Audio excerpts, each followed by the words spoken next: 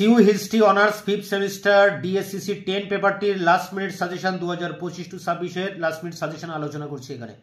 দেখো 75 নম্বরের পরীক্ষা, তার জন্য 20 নম্বরের প্রশ্ন তোমাদেরকে পড়তে হবে। 3টি প্রশ্ন পরীক্ষা লিখতে হয়, 6টি প্রশ্ন পরীক্ষায় আসে। তার জন্য এই 20 নম্বরের প্রশ্ন 3টি লেখার জন্য তোমরা 6টি প্রশ্ন দেখে যাবে। এই টপ 6 কোশ্চেনের মধ্যেই তোমরা সব প্রশ্ন কমন পাবে এবং এখানে এই 6টি প্রশ্নের উত্তর আমি কিন্তু চ্যানেলে আপলোড করে দিয়েছি।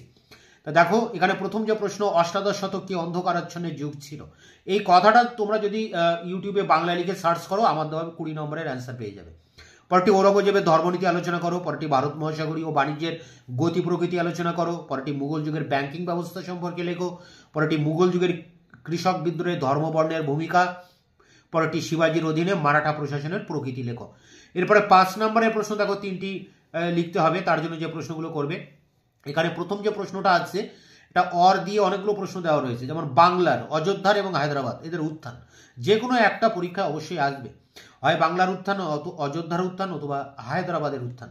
পরেরটি মুঘল আমলে কারখানা, পরেরটি দাক্ষিণাত্য ক্ষত, পরেরটি নূরজাহান চক্র, পরেরটি চৌথ ও স্বদেশমুখী এবং শেষ প্রশ্ন ফ্রাসোয়া বার্নিয়ের রচনা। তো এখানে বেশিরভাগ প্রশ্নের উত্তর আমি চ্যানেলে আপলোড করে দিয়েছি।